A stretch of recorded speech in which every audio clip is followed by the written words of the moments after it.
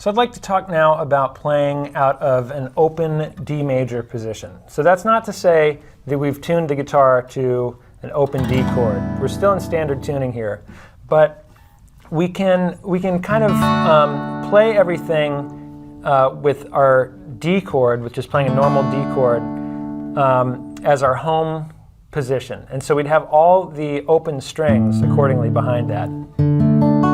So if we play in D,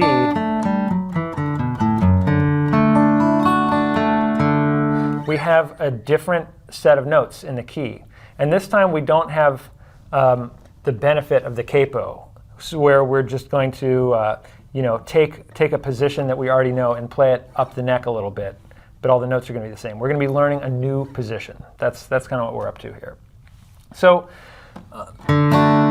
D it's actually a really cool position because you have some open strings that are really nice notes. You can play arrangements and play things where you have these low notes that ring effortlessly. So you've got a D, that's the root. You also have an A. And if you think about a D major chord, it's made up of a D, F sharp, and an A. So you've got this really kind of strong fifth down low here. And also, by the way, it's A is 5 in D. So 1, 2, 3, 4, 5, that's an A. So if you're playing an A major chord, you've got this really strong open A string. So D's are really cool. Open D's are a really cool position. So let me show you a D major scale, just going from D to D right here. So from D to D, we're going to go on the open D string. We're going to play that. That's going to be scale degree 1, second fret of that D string, scale degree 2. The fourth fret is going to be your third. The open G string is going to be your fourth. And you can see that perfect fourth interval right there. Just as we can see that major third interval, we kind of know by now that a major third is 4 frets up from any given note. So that's 1, 2, 3. That's our fourth. Here's our fifth. And we also know that this position, up a string and up 2 frets, that's a perfect fifth most of the time, unless we're talking about going from the G to the B string. So we got 1, 2, 3, 4, 5. Now we come to our first kind of interesting potential fork in the road. So we can play our 6, we can play this B note right here. We can fret the 4th fret of the G string, and then we would follow that using our first finger at the 2nd fret of the B string. That would be our 7, and come all the way up to the 1 again. So we can play this scale like 1, 2, 3, 4, 5, 6, 7, 1. But we also, when we get to the 6th, we have another way we could go. We could also play that as an open B, because again, remember, it's a unison. This is a B, the 4th fret of this 3rd string, G, A, B. That's a B note, but of course our open B string is a B.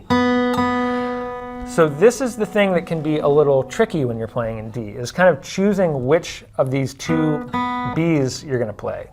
So the other way we'd play this would be, 1, 2, 3, 4, 5, and then you'd go to the open B string, 6, 7, 1.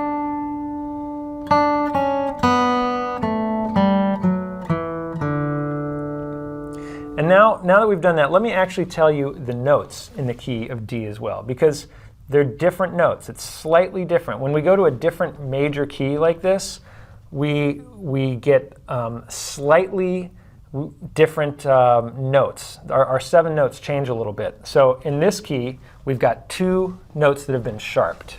So like in C, they're all natural notes, C natural, D natural, E natural, F natural, G natural, A, B. They're just, we don't even think about natural or sharp or anything. It's just normal notes, C, D, E, F, G, A, and B. In G, we had 1 note that was sharped, but otherwise it was all the same as our key of C. In D, we've got another note that's been modified. So we've got D natural, E, we've got F sharp. That note, you know, shows up in the key of G, but then we've got a new note that's modified. We've got G, A, B, and now instead of C natural, normal C, we've got a C sharp. So you got two sharp notes, F sharp and C sharp. So that's D, E, F sharp, G, A, B, C sharp, D. You don't have to worry about that too much for right now, but I would be remiss if I didn't mention it to you. And we can kind of look at that in our kind of scale diagram and probably make more sense of it. So if I wanted to map out the rest of this position, we'd kind of leave just that perfect D to D octave here. So if we wanted to go down, we would go, let's start on this high D and go down and just keep going until we run out of room. So we're going to start here, D, so this is 1, here's C sharp, 7, 6, 5, 4, 3, 2, 1. We've looked at that already, but if we keep going down, we're going to have 7. So that's the 4th fret, that's a C sharp again, that's the 4th fret of the 5th string, 6, and then that open A that we were talking about, that's a 5. And then we've got a G here, 4. We're getting too low for me to sing the notes. Then we got an F sharp, and then E natural, and that's as far down as we go. We don't quite make it down to the D, which would be a whole step below that E. So we got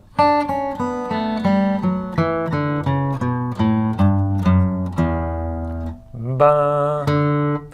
Now if we go up, let's go up from right there. So we're in scale degree 2. 2, 3, half step between 3 and 4. 4, 5, 6, 7, half step between 7 and 1. 1, 2, whole step to 3, half step from 3 to 4, whole step to 5, whole step to 6, whole step to 7, half step back to 1. Okay, now to keep going up, we've got 2, that's our E again. There's our 3rd, our F sharp, and the half step from our 3rd to the 4th.